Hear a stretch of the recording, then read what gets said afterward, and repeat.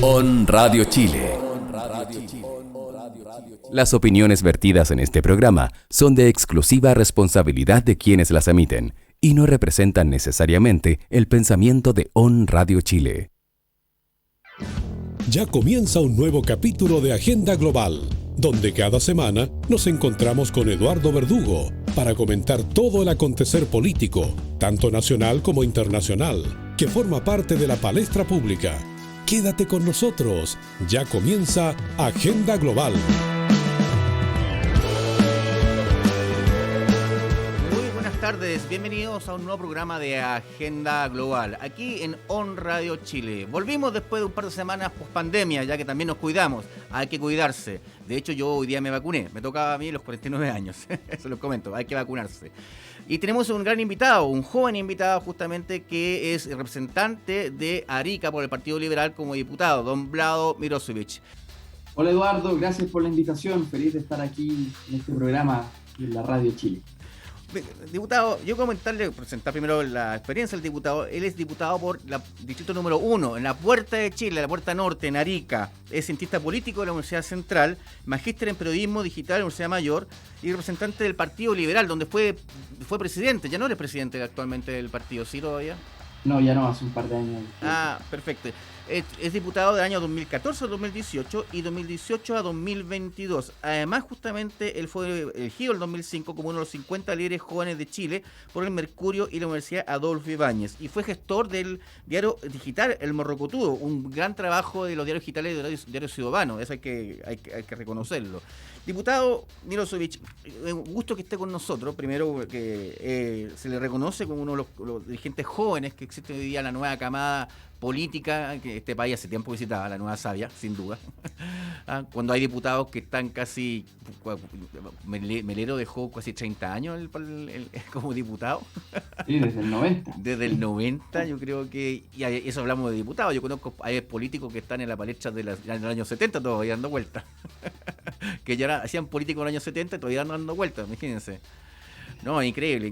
Por eso es bueno ver caras nuevas aquí, justamente en la brecha política. Diputado, lo primero que quiero consultarle es ¿qué opina de la academia de hoy día? Porque yo me levanto, me muestro una encuesta de academia y digo, señores, ¿qué pasó aquí? Y porque la idea del primer bloque era conversar sobre las mega elecciones de mayo, pero antes de entrar a las mega elecciones de mayo, quiero entrar qué pasó con la academia. O sea, ¿será esto el tercer retiro, primero, segundo, tercer retiro, que para los auditores y televidentes que nos siguen por streaming, es que la academia de hoy día muestra a Pamela Giles liderando las encuestas presidenciales, por sobre Lavín y ganando en todos los escenarios, ¿ah?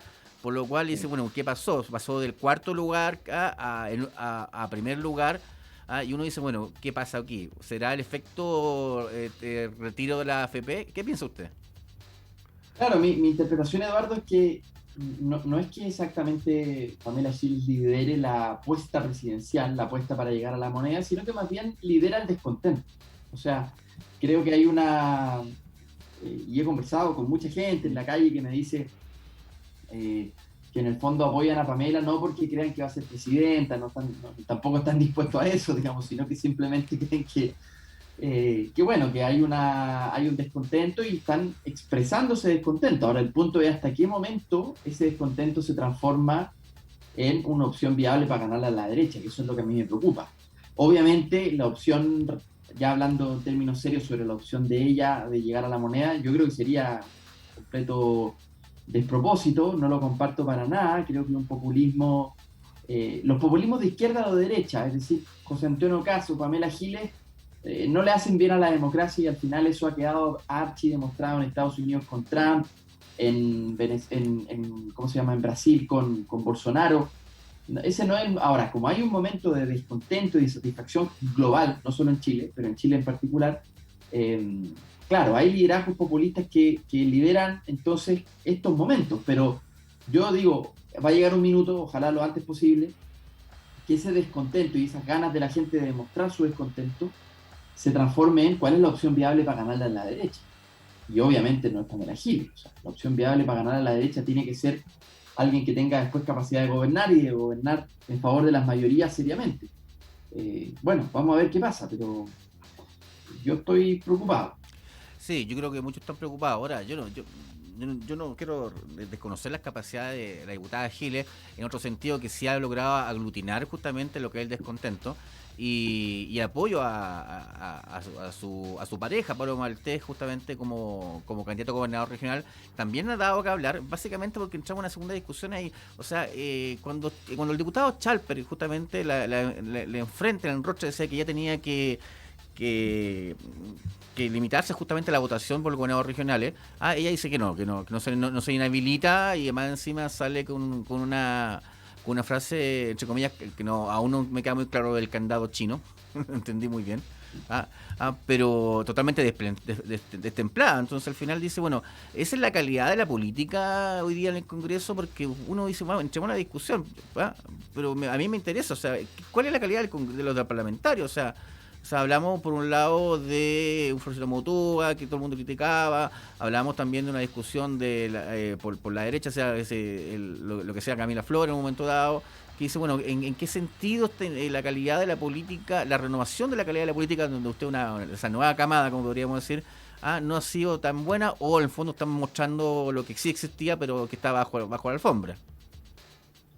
Sí, yo creo que, yo lo decía en Twitter hace unos días, creo que la prensa y sobre todo la televisión muestra una parte del Congreso, una porción de la realidad.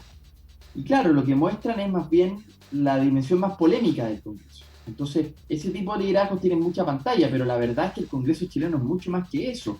Y mira, y en eso es bastante representativo de la sociedad. Yo decía, en la sociedad hay gente más seria, hay otros payasos, hay honestos, hay corruptos, hay jóvenes, hay viejos. O sea, hay una dimensión.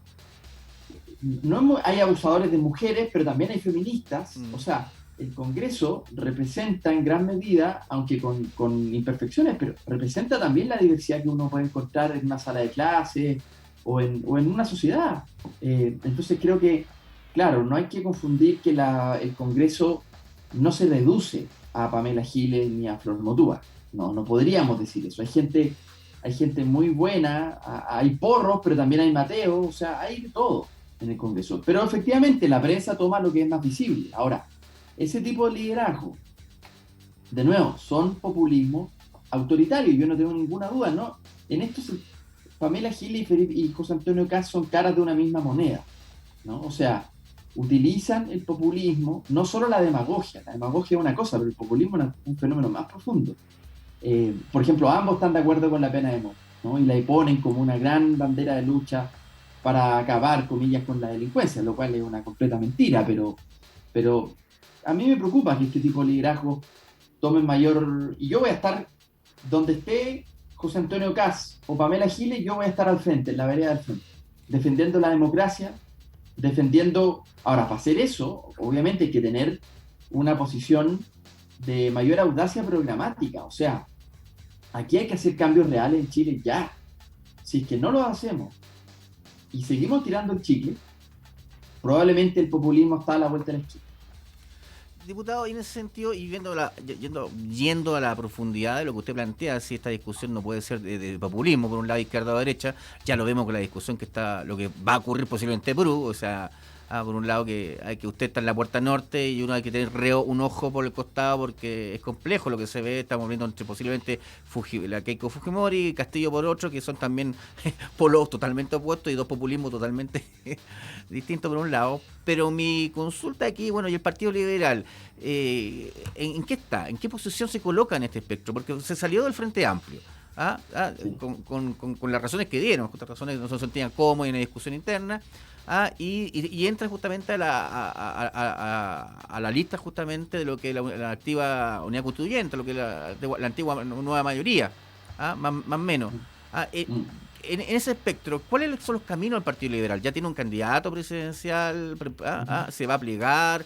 ¿Piensa que lo mejor son las primarias todos juntos? ¿O voy reduciendo como quiere el PS e intentar ver con el PPD intentando sacarlo a los costados? ¿Qué opina usted? Bueno, Eduardo, yo creo primero recordar un poco por qué el Partido Liberal nos salimos del Frente Amplio. Correcto, sí. Nosotros decíamos, en este momento, después del estallido, esto puede ser un momento de expansión democrática o puede ser un momento de una contraola conservadora, ¿no? Que ya lo hablábamos con estas dos caras. Exacto. Una de las tantas que pueden que pueden ser, ¿no? Puede ser un José Antonio Kast también, ¿por qué no? O sea, si nos metemos en ese escenario y un porcentaje de la población chilena está dispuesto a avalar y a promover ese tipo de liderazgo, la verdad es que, bueno, pero el punto es que si queremos que el estallido social al final conduzca a un momento de profundización de la democracia, de los derechos sociales, de un país que te cuide frente a ciertas circunstancias de la vida, como enfermedad, desempleo, en fin, la pregunta es, si queremos esa profundización democrática, tenemos que construir mayoría. No se puede construir sin mayoría, o sea, lo dijimos en el Frente Amplio. Nosotros solos no vamos a poder conseguir ni terminar con la AFP, ni un seguro universal de salud, ni todas las propuestas que estamos teniendo. Entonces, había un momento en donde el Frente Amplio decidió, o en el proceso constituyente, por ejemplo, ¿ya? O vamos con una lista única, con toda la oposición, todos los que podamos, que esa era la posición del Partido Liberal, o vamos simplemente dividimos a la oposición y decimos, mira, nosotros esta es una oportunidad para separar las aguas con el resto de la oposición, de la centroizquierda más tradicional. Y eso es el camino que tomaron. Hicieron una lista solo con el Partido Comunista y dejaron afuera el resto de las fuerzas políticas. Entonces, ¿cuál es el problema? Nosotros decíamos, este momento lo que hay que poner enfrente, primero es que no gane la derecha un nuevo gobierno, porque eso va a frenar cualquier posibilidad de cambio, de profundizar la democracia. Y segundo, una mayoría progresista para hacer estos cambios. Y eso no se hace dividiendo dos listas en la constituyente, ni tres, ni menos, ni cuatro. Entonces, bueno, esa fue la razón, Eduardo, por la que nos fuimos. Ahora, ¿cuál es el intento en el que estamos hoy día? Queremos reunir la máxima unidad posible dentro de la oposición. Total difícil, porque si ya no se logró en la constituyente, en la presidencial, al menos en primera vuelta va a ser difícil, Eduardo. A mí me gustaría tener una primaria de toda la oposición. Pero lo veo difícil, siendo realista. O sea, no lo logramos en la elección más importante de los próximos 50 años, que era la constituyente, no lo veo posible en la presidencial. Ahora, la segunda vuelta sí o sí tiene que ser el momento de la unidad, ¿no? O sea, la idea no es cometer los errores que cometió Marco Enrique Ominami, que él reconoció después que se equivocó en no apoyar antes a Guillé en esa discusión. A mí me llama la atención justamente que de una u otra forma lo que tú estás planteando es que se reconoce por un lado que al Frente Amplio le ha faltado madurar políticamente. En el fondo tú dices, ok, pero hay una vocación política detrás, que se llama la vocación de poder. No puede ser testimonial toda la vida, tienes que tomar decisiones a nivel político en ese tema, y pareciera que el Frente Amplio en esa idea de separar aguas o querer diferenciarse no ha reconocido que en esta vocación de poder hay también una visión democrática justamente del futuro de Chile. Y muchos la achacan justamente al frente que siguen con ese infantilismo político de querer que no querer aceptar que hay momentos que hay que pactar por un lado para llegar a acuerdos democráticos. A mí me parece, ya un comentario particular justamente, de que de una u otra forma el tiempo te ha dado la razón. El Frente Amplio sigue enrollado en sus problemas internos y buscando un eje de diferenciación, pero en el fondo no se dan cuenta o no están viendo precisamente el escenario en el cual se están hoy día metiendo, porque tú dices, bueno, no solamente el tema de la Asamblea Constituyente, que lo que hoy día es complejo, sino que la presidencial, como tú dices, se viene complejo porque vienen dos populismos por ambos lados, por izquierda o por derecha.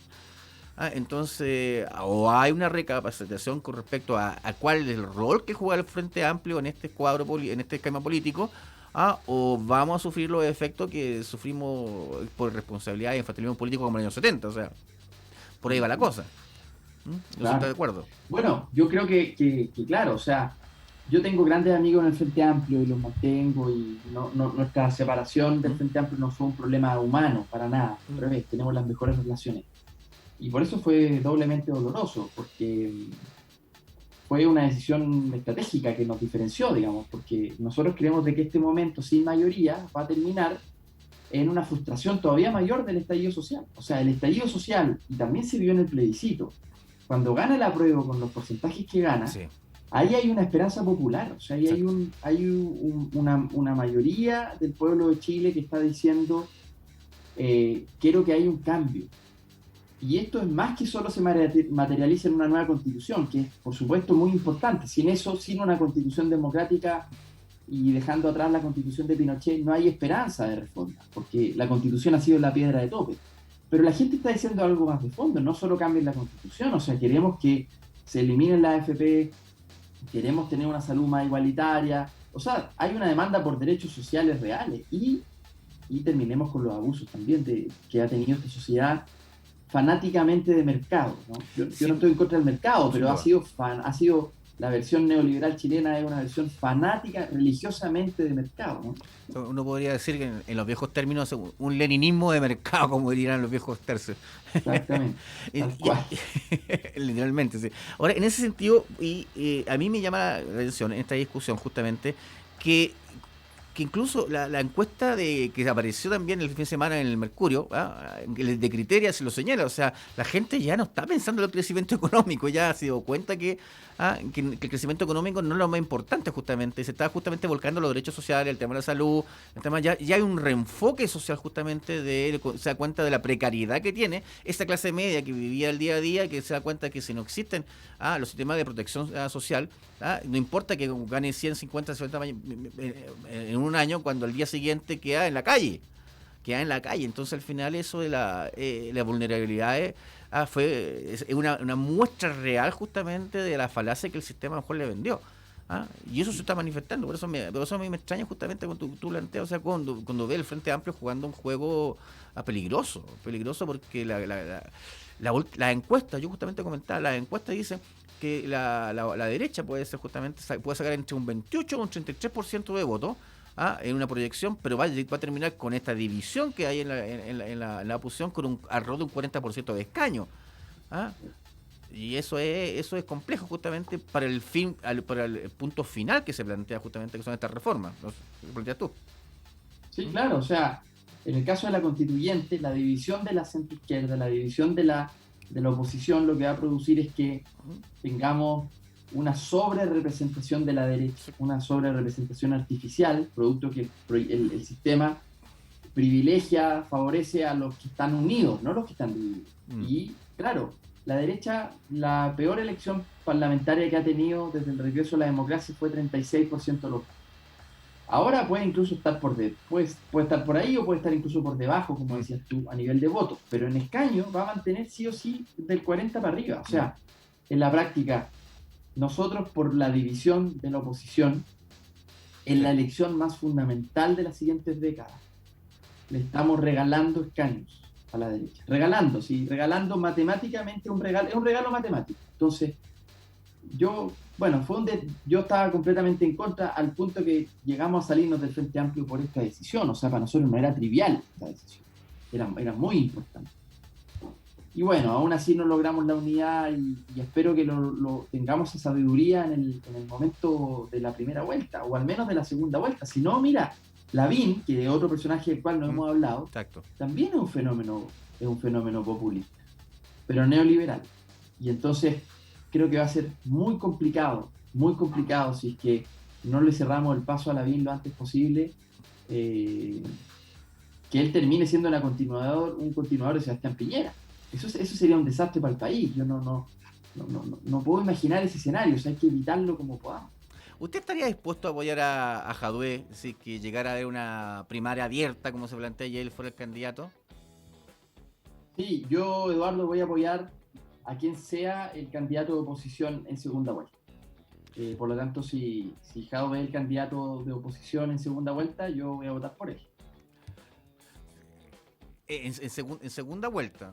Sí, en segunda sí, vuelta sí que fuera el candidato. En primera vuelta espero que seamos capaces de construir una alternativa de centro izquierda que vive quizás para ponerlo en términos de un continente geográfico, ¿ya? Lo que yo creo que debiese ser el liderazgo para este momento histórico de Chile es un liderazgo que habite entre la socialdemocracia, el liberalismo igualitario, el socialismo democrático, llámenlo como quieran, pero más o menos ese continente geográfico. Yo creo que ese, por lo demás, es la fuerza política que puede derrotar a la derecha en segunda vuelta.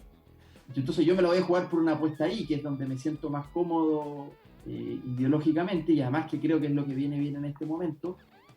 pero claro, si otro es el candidato de oposición u otra es la candidata de oposición en segunda vuelta, yo votaré por esa candidatura. A no ser de que estemos hablando de populismo como los que mencionábamos antes, que frente a eso no estoy disponible en ningún caso. Sin duda, mi pregunta va pasada porque, claro, dentro de ese espectro, la socialdemocracia, el socialismo democrático, el liberalismo como usted lo plantea, o el humanismo cristiano, por otro lado, justamente, y humanismo laico, también los rechazos radicales, justamente en ese espacio, hay resquemores justamente con el tema Jadwe, principalmente en una primaria abierta para elegir un candidato, y después el resquemor en una segunda vuelta. Entonces dije, bueno, y la pregunta es, bueno, mostremos las cartas, o sea, ¿a qué estamos dispuestos? ¿A qué no estamos dispuestos? No, yo lo que no estoy dispuesto es que haya una continuidad de un gobierno de derecha. Creo que eso sería realmente nefasto para Chile, sobre todo en este momento, porque yo creo que el proceso constituyente fue el camino correcto, porque de nuevo, si la constitución de Pinochet ha sido durante 30 años el obstáculo para hacer reformas más profundas, hay que ir a resolver ese obstáculo. Entonces, el proceso constituyente es el camino. El punto es que, claro, la gente dice, ok, mi insatisfacción, mi rabia, la voy a poner un poco en suspenso a la espera de que el país ya decidió este camino, en el plebiscito, en fin. Entonces, pero las brasas están ahí prendidas todavía. Yo creo que la insatisfacción está ahí. Y entonces la gente está esperando que después del proceso constituyente, ya en el próximo gobierno, tengan que venir reformas. Si es que ese proceso se frustra, tanto el constituyente o las reformas que tiene que venir el próximo gobierno, estamos a puertas de no solo un nuevo estallido social, eso es obvio, sino que a puertas de un populismo. Y eso es nefasto para Chile. Entonces creo que las reformas hay que hacerlas ya, y ahí va a venir una disputa también, Eduardo, de cuál es el carácter de la centroizquierda que tiene que gobernar. ¿Es, digamos, más parecida a la transición? Yo creo que no. Yo creo que tiene que ser una coalición de gobierno de centro-izquierda con una audacia programática. O sea, las reformas hay que empujarlas ya. Diputado, y en ese sentido, a mí entendiendo muy bien la postura que usted señala, y la palabra exacta, lo plantea muy bien, esa audacia que le faltó justamente a la transición en un momento dado. Ahora, uno diría, bueno, falta audacia cuando tenía justamente haciendo unos mini golpes de Estado, una operación de enlace entre medios, justamente donde era muy difícil justamente hacer gobierno y legislar cuando tenía al dictador incluso vivo y aún manejando gran parte del país. Entonces esa audacia a veces cuesta y es compleja. Pero esta vez... Yo creo que son distintos momentos, sí, ¿no? O sea, yo también miro con humildad la transición, en el sentido de que otra cosa es con guitarra. O sea, mi generación, que somos buenos para criticar los déficits de la transición, sí, que lo hubo, sin duda, son evidentes, pero otra cosa es con guitarra, otra cosa es con Pinochet, 8 años desde que volvió la democracia, 8 años al mando del ejército, otra cosa son los ejercicios de enlace, los gobernazos. No, y había temor, y además, ojo, de nuevo, uno no puede mirar con los ojos de hoy lo que pasó en el pasado, porque en el pasado la mayoría de Chile lo que quería era no volver al autoritarismo, y para eso tenía que haber una estabilidad democrática, y entonces lo que se demandaba en aquella época es muy distinto a lo que se demanda hoy día.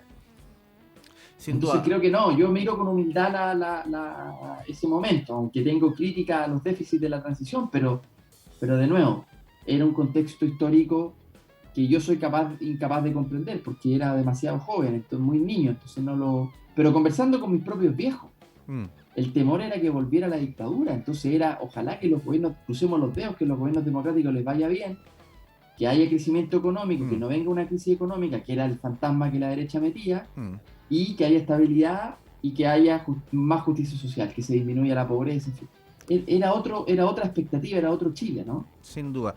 Usted planteó algo muy certero, que son los déficits de la transición. Y una cosa, los déficits que yo quiero mostrar aquí, es los déficits del Congreso.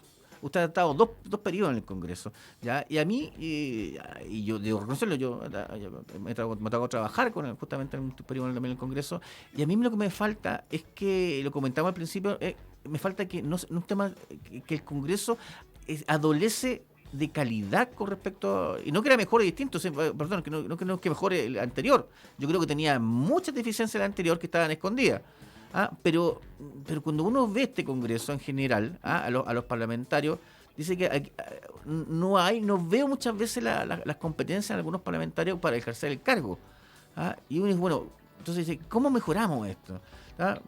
Yo soy profesor de universidad también, y me digo, bueno, cuando los chicos no llegan a la universidad con el mismo nivel, hacemos un propedéutico, lo nivelamos justamente para que todos partan igual, porque si no sería un problema. Entonces digo, bueno, de repente digo, ¿no sería bueno que nivelar a estos parlamentarios que obviamente no tienen la obligación, no llegan, o sea, llegan por representación democrática, no por conocimientos, pero obviamente nivelarlos absolutamente para entrar a la discusión, porque al final uno dijo, bueno, al final se empiezan a votar, básicamente por lo que dice el partido, o por lo que le dice la minuta de la comisión técnica que le planteó.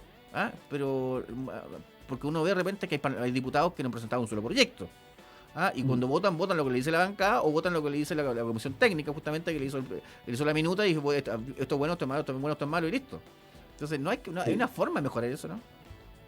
Sí, yo creo que todo eso va a cambiar, porque en el estallido social, si hay una cosa que comenzó a pasar es que cambiaron los estándares, ¿no? Sí. Los estándares éticos, pero también los estándares democráticos, o sea, la exigencia, la expectativa que la sociedad chilena tenía respecto a su Congreso era una antes del estallido social y otra después del estallido social. El estallido social fue una especie de expansión de la conciencia, dirían los místicos, fue un momento de apertura. Entonces creo que ahí lo que va a pasar en la próxima elección, y yo diría, mira, sin ir tan lejos, lo que va a pasar en el proceso constituyente es que va a haber una convención de mejor calidad, porque la gente en buena hora se pegó la cachada de que hay que ser más exigente, porque también convengamos que había un poco antes del estallido social. Había una cierta sensación, muy producto del neoliberalismo cultural que había triunfado en el ADN de la sociedad chilena, y que el estallido social en buena hora fue una contestación a ese neoliberalismo, pero antes de eso lo que había muy presente era una cierta desafección con la política y un compromiso muy claro solo con tu propia vida, sí, tu propia familia. Bueno, eso comenzó a cambiar después del estallido en buena hora, y eso se va a expresar sin duda, Eduardo, va a llegar gente buena a la convención. Primero porque hay mejores candidatos, o sea, los partidos se pegaron la cachada de que hay que tener mayor calidad en las candidaturas. Y segundo porque la gente está más exigente, y eso es súper bueno. Por eso es que yo soy optimista en general de mirar todo el proceso. El estallido social va a terminar al final, va a resultar en una mejor democracia para Chile. Yo sin duda creo que a mí que el estallido abrió la conciencia, como usted plantea, justamente tú dices, de la sociedad, de mirar con otro ojo lo que es la política. Pero igual las estadísticas dicen, ok, la misma academia hoy día señalaba que cuando preguntaban que se va a ir a votar justamente en las elecciones, un 50% dice que sí va a ir a votar, y un 22% dice que no va a ir a votar, y entre medio hay un 18% que dice que todavía está pensándolo. Entonces, y a mí me parece claro, fíjense que antes de irnos a la pausa por pandemia, entrevistamos aquí a un politólogo y abogado colombiano que nos explicaba la realidad colombiana de la Asamblea Constitucional, y él señalaba que la entrada, la séptima boleta, que se llamaba justamente porque fue lo que hizo para entrar a esta nueva constitución, fue ampliamente votada, pero cuando fue la elección de los constituyentes no votó más allá del 35%. Y la gran discusión que se tuvo ahí era, bueno, y la legitimidad. Entonces la legitimidad tuvo que sostenerse en que querían cambios con la séptima boleta, pero con la legitimidad no estaba justamente en la elección de la Asamblea con un 35% de votos. Era complejo. Entonces, ¿no puede pasar lo mismo acá? O sea, ahí sería muy complicado. Yo creo que hay una amenaza adicional, que es la pandemia y la posible disminución de la participación producto del miedo, ¿no? al virus, sí, al COVID. Creo que sí, creo que puede pasar en Chile, pero aún así yo creo que con la participación que tuvimos en el plebiscito, ya el proceso se inició con mucha legitimidad. Con mucha legitimidad. O sea, el porcentaje de gente que votó en un escenario además tan dramático en la pandemia y con tanta esperanza. Además, yo me acuerdo ese día recurrí a varios locales de votación y hay una esperanza ahí muy grande. Claro, no solo, y esa esperanza que achica con respecto a la Constitución, es verdad. O sea, no es solo por cambiar el texto constitucional, es la posibilidad de un nuevo pacto, es la posibilidad de un nuevo trato, por eso le pusimos por lo demás nuevo trato, pero en fin, creo que hay una esperanza ahí y yo soy optimista, aunque las amenazas son ciertas. Todo proceso como este puede devenir en una falta de legitimidad o puede frustrarse. Y eso sí que, ahora, si se frustra, ahí sí que es para asustarse, porque creo que si esto no sale bien, la cosa puede ponerse fea. ¿Por dónde podría venir la salida si no sale bien? ¿Cómo cree usted? ¿Más manifestación social en la calle? Lo que significa después posiblemente una represión social más fuerte, ahí, porque esto es un juego, así básicamente comienza por un lado y termina por otro. Sí. Todas las anteriores, o sea, creo que puede haber mayor movilización en la calle, puede haber mayor dispersión política, confusión política también de las propias fuerzas de no saber cómo conducir el proceso, puede venir toda esta falta de estabilidad política al final o de incertidumbre, porque no es la misma estabilidad política que la transición, es una cosa distinta, pero esta falta de incertidumbre puede terminar al final también incluso en indicadores económicos que le peguen a los más pobres. Entonces, es muy importante que este proceso termine bien, que tengamos un nuevo pacto social, que garantice derechos sociales, que democratice ciertas instituciones como por ejemplo que termine con los altos quórums que estableció la dictadura, que son un problema al momento de votar los derechos de agua. Cuando se ha intentado cambiar los derechos de agua, un tercio minoritario de la derecha tiene capacidad de veto sobre... Entonces, así está lleno de ejemplos, y por lo tanto, si no hay una constitución democrática, para mí el punto de partida, la piedra angular, si es que ahí tenemos, yo creo que la dictadura diseñó una especie de régimen de estabilidad forzada, ¿no? A través del sistema binominal, combinado con altos quórum, combinado con senadores designados, era el diseño perfecto para que ellos tuvieran una especie de cogobierno. Sin duda, bueno, en España lo pusieron como está atado y viene atado todo, justamente. Que fue algo que atado bien atado, decía Franco, ¿no? Exacto, atado bien atado, como decía Franco en España, justamente, por lo cual se replicó aquí en algunos herederos transatlánticos que estaban por acá. Diputado, bueno, yo tengo una consulta que quiero plantear con respecto a la reforma al sistema político, básicamente al sistema electoral, y que pensando un poco en lo que viene en la constituyente, y a mí me interesaría saber, bueno, ¿usted le gusta estos... creo que la conteste después de la pausa, porque voy a entrar luego musical, pero ¿le gustaría a usted esta lógica que tienen en Europa de que los escaños son del partido y no son de los diputados electos o los parlamentarios? Porque al parecer justamente esta lógica la gente entiende que los escaños son personales y cada uno se queda con su escaño, me lo llevo para la casa y yo voto como quiero, hago lo que quiero, pero en el fondo lo que no se privilegia son los proyectos políticos, los programas políticos en general. Y por otro lado, cuando también la gente dice, bueno, cuando votan por partido se vota por interés nomás. Hay esa dualidad. Estoy pensando en que en esta nueva discusión constitucional vamos a tener que definir si vamos a ser un Estado unitario, Estado federal, quién sabe por ahí. Vamos a seguir si vamos a un presidencialismo, un semipresidencialismo, o un parlamentarismo directamente, ¿no?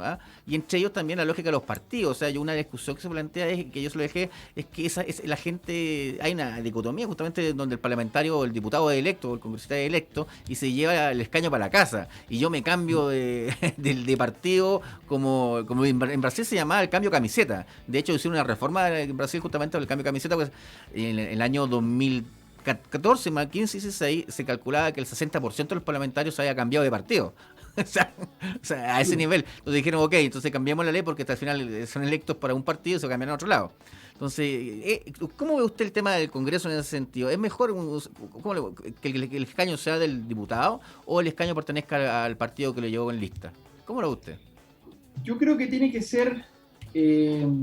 a mí me gustan en general los sistemas parlamentarios, por lo tanto, más bien el ejemplo europeo me parece un buen ejemplo. Primero me gusta la idea de que la gente vote en lista por una corriente de opinión. O sea, no vote individualmente, sino que vote por la lista, con un candidato a primer ministro que en el fondo representa esa lista. Exacto. Claro, el problema de eso, algunos dirán, es que le da demasiado poder a los partidos. Es verdad, porque los partidos son los que nominan el orden de las candidaturas, ¿no? ¿Cuál es el primer diputado, segundo diputado, tercer? El orden lo nominan los partidos, es verdad. Y uno vota, en el fondo, mirando la figura del candidato a primer ministro o candidata y dice, yo voto por esta corriente de opinión. Claro. y según la cantidad de votos que tiene esa lista, esa corriente de opinión, es la cantidad de escaños que tiene. A mí en general me tiendo a pensar, a mí me gusta ese modelo. También es cierto, yo habiendo tenido la experiencia de tener que luchar contra el binominal, y en Arica en 2013 logramos romper el binominal, por ninguna de las dos grandes listas, digamos, de ninguno de los dos grandes bloques, también es cierto que eso quita mucho espacio para opciones alternativas, que también es verdad. Entonces, habría que combinar las dos cosas. Pero a mí, en general, tiendo a pensar de que es mejor que la gente vote por una corriente de opinión que solo por una persona. Ahora, con respecto al escaño, a quién le pertenece, creo que, claro, me parece legítimo, no teniendo en Chile la cultura política que hay en Centroamérica o en otros países de América Latina. Centroamérica es bien increíble, hay un porcentaje muy alto, así como el que tú mencionaste en Brasil. Sí, increíble. Son porcentajes muy altos de cambios de bancadas, ¿no? En Chile no es exactamente la cultura ni la tradición, pero yo creo que hay que combinar la libertad del representante con un sistema que privilegie las corrientes de opinión por sobre los personalismos. Sin duda, ¿por qué he planteado esta discusión? Porque primero uno ve que de repente en las votaciones, sea este gobierno o el gobierno anterior, es demasiado desordenado. De repente se desordena el naipe justamente cuando empezamos a discutir ciertos temas, donde le dejamos, entre comillas, la decisión a la conciencia de cada uno. Entonces esa conciencia pareciera que algunos diputados es muy amplia. Entonces de repente tenemos diputados que en transversal de repente votan cosas que uno debería decir, bueno, pero no está en un partido X, no eres socialista, no eres cristiano, está toda la bancada por un lado y de repente sale por otro. Entonces dice, bueno... Claro, hay unos díscolos que yo lo he visto en el Congreso, que no son díscolos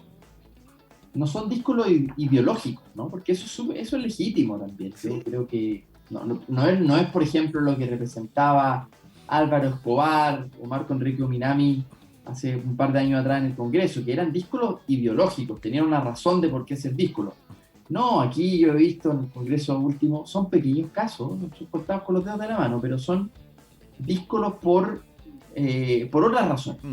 Y votan con el gobierno, y muchas veces ha sido bien frustrante para nosotros ver que realmente un puñado de diputados y diputadas le dan una mayoría al gobierno en temas bien importantes. Y no es por una razón ideológica, no siguen a sus partidos y ahí genera un problema, ¿no? Es verdad, generan un problema muy grande. A mí en general, yo te diría, me gusta mucho más el modelo, el sistema parlamentario europeo, porque además genera más flexibilidad para el sistema político. O sea, si es que un gobierno lo está haciendo mal, sí, el gobierno puede caer de manera pacífica y se reconstruye una mayoría parlamentaria en torno a otra figura, a otro gobierno, a otra coalición. Eso me parece que es perfectamente posible. Exacto. Ahora, es verdad también, yo lo entiendo, que es un poquito alejado a la tradición latinoamericana. Es verdad, eso está un poquito alejado de lo que nosotros hemos sido históricamente. Ahora, bueno, tú como cientista político también sabes que nuestra tradición latinoamericana somos el sistema político ideológico más parecido a europeo que el resto de América Latina, por lo cual donde se podría dar es acá, básicamente, a diferencia de lo que son otras lógicas que son mucho más norteamericanas, mucho más bipartidistas de bloque. Aquí el multipartidismo nos ayuda justamente nos ayudaría justamente a hacer una transición mucho más fácil en ese planteo.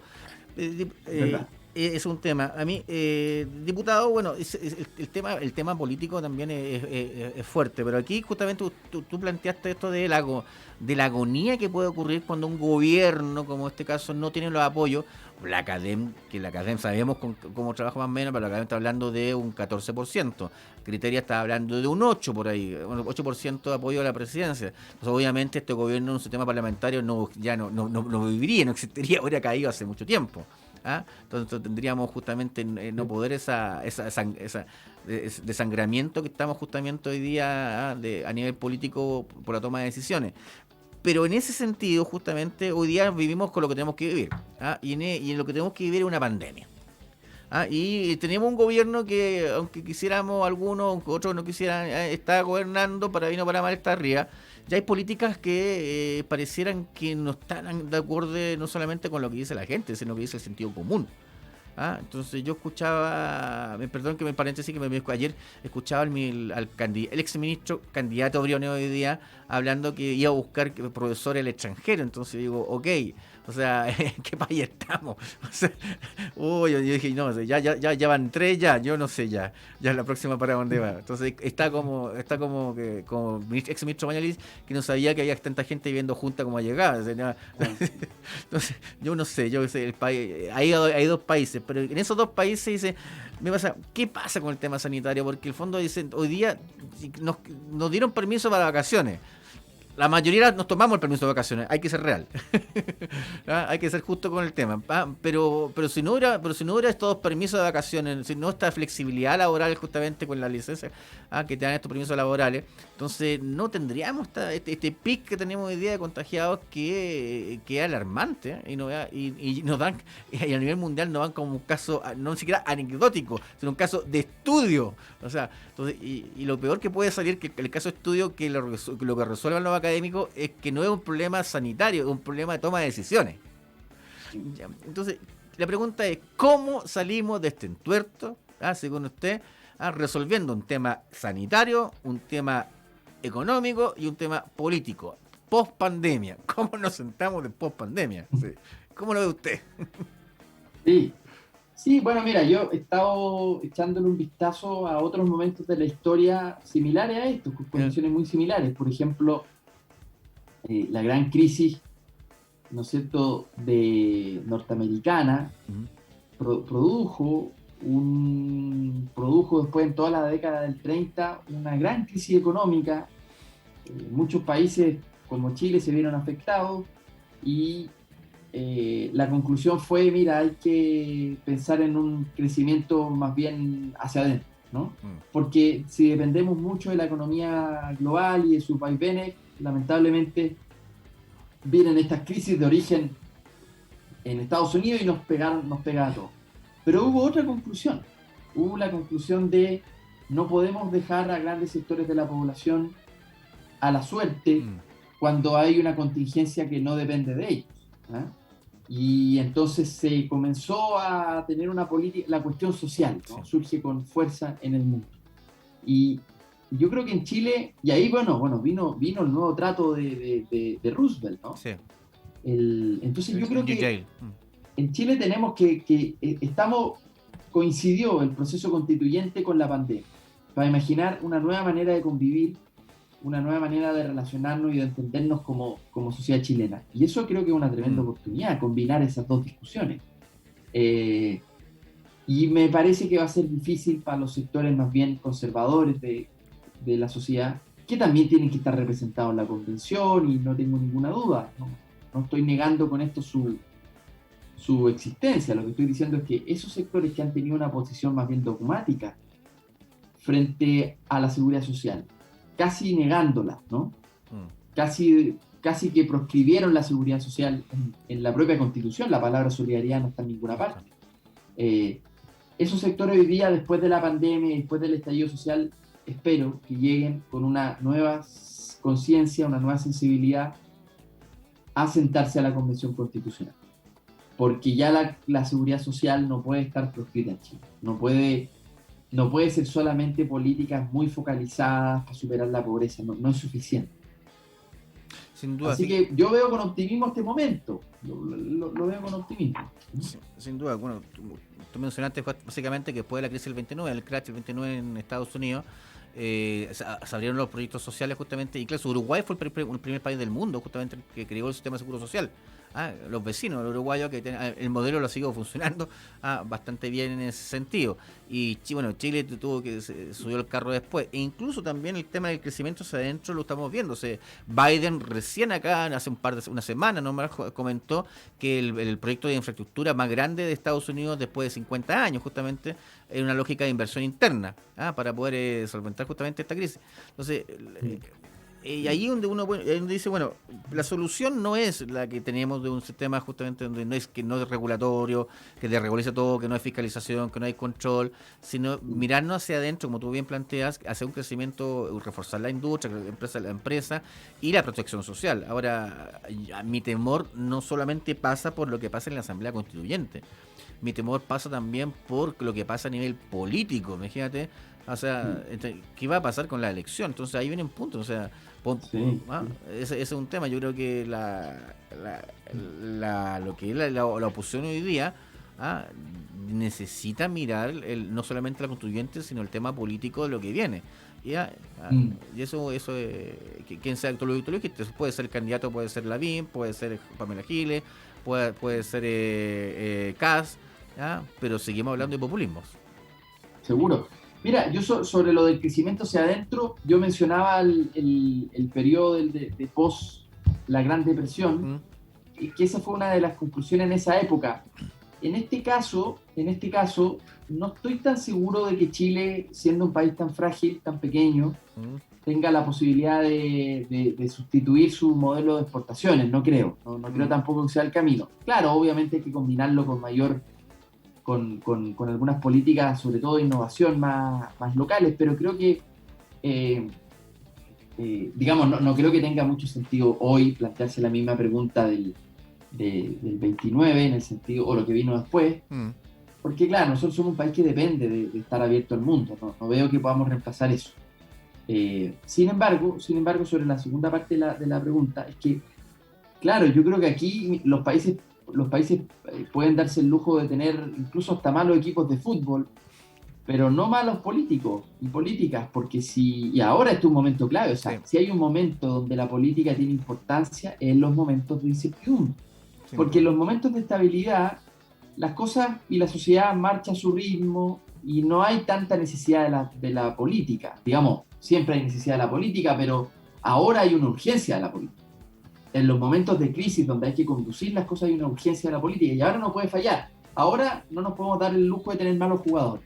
Sin duda. No podemos darnos ese lujo. Así que yo espero que este es un momento para reivindicar la política, no para destruirla. Por eso es que los populismos, si llegan ahora en este momento, van a terminar siendo más grandes que la decepción actual. Todos los populismos terminan igual, no tengo ninguna duda. Sin duda, el tiempo de la buena política, como dijeron por ahí en algún momento dado. Diputado, le quiero agradecer justamente por estar con nosotros aquí en Agenda Global, ya se nos terminó el tiempo, y bueno, y dejarlo invitado para una nueva ocasión más adelante, y espero que, bueno, que como tú dices, sea el periodo de la buena política y el Congreso logre justamente reivindicarse en lo que viene. A que le queda muy poco a esta altura, ya básicamente unos cuantos meses de gestión, pero empezar justamente a mirar a Chile con otros ojos, básicamente, ese es el punto. Así que muchas gracias por estar con nosotros, diputado. Bueno, muchas gracias a ti, Eduardo, encantado, cuando quieran. Okay. Un abrazo a toda la gente que nos está escuchando. Muchas gracias a ti. Y las que nos están escuchando, justamente a nuestros seguidores en la audiencia, en Radio Escucha y televidentes por streaming, le damos las gracias por estar con nosotros y lo dejamos invitado para un nuevo programa de Agenda Global aquí en On Radio Chile la próxima semana. Así que nos vemos. Hasta luego. Hasta aquí llegamos con Agenda Global. Si te perdiste el estreno de Agenda Global, no te preocupes. Este miércoles a las 10 de la mañana podrás escuchar su repetición para mantenerte al tanto de toda la actualidad política, nacional e internacional. ¡Hasta la próxima! Las opiniones vertidas en este programa son de exclusiva responsabilidad de quienes las emiten y no representan necesariamente el pensamiento de On Radio Chile. On Radio Chile.